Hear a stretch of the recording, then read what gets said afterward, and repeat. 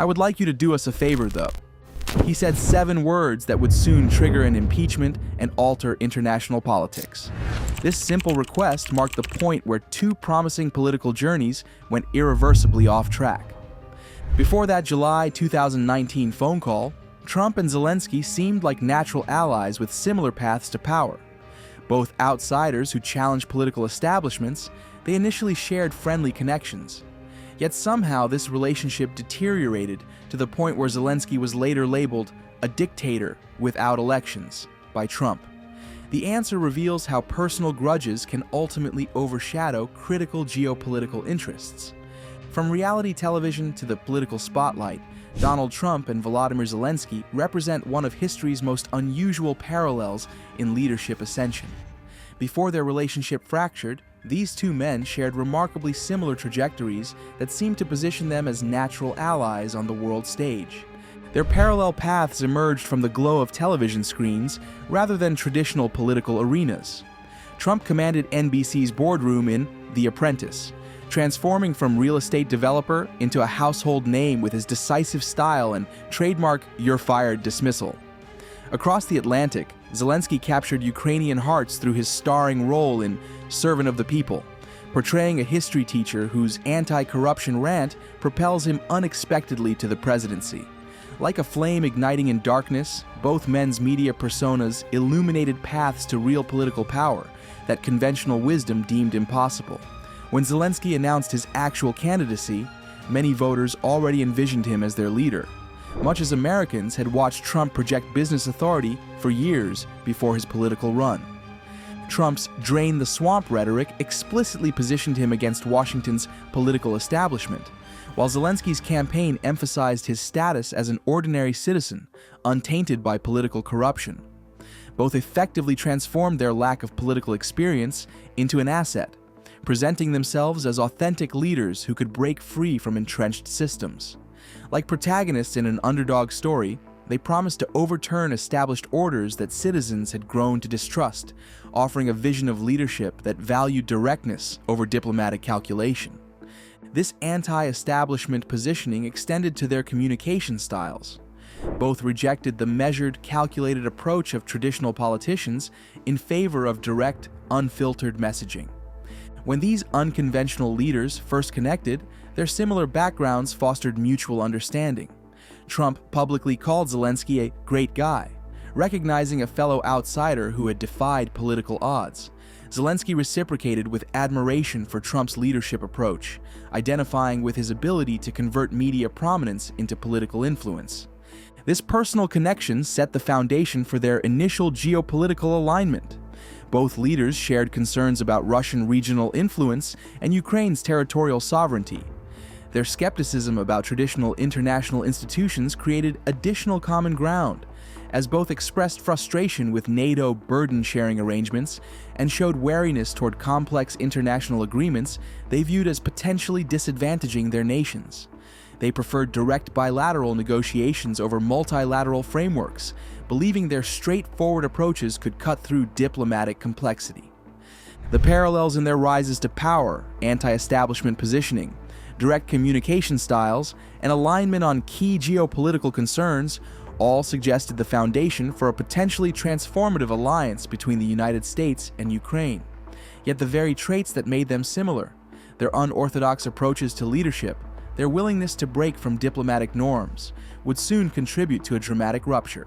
The expectation of natural allyship built on these remarkable parallels would collapse during a single phone conversation in July 2019. Their parallel paths converged for exactly 30 minutes on a July day in 2019, but the words exchanged would trigger an impeachment, permanently fracture a promising alliance, and reshape the geopolitical landscape for years to come. A single call became the fault line upon which U.S. Ukraine relations would fracture.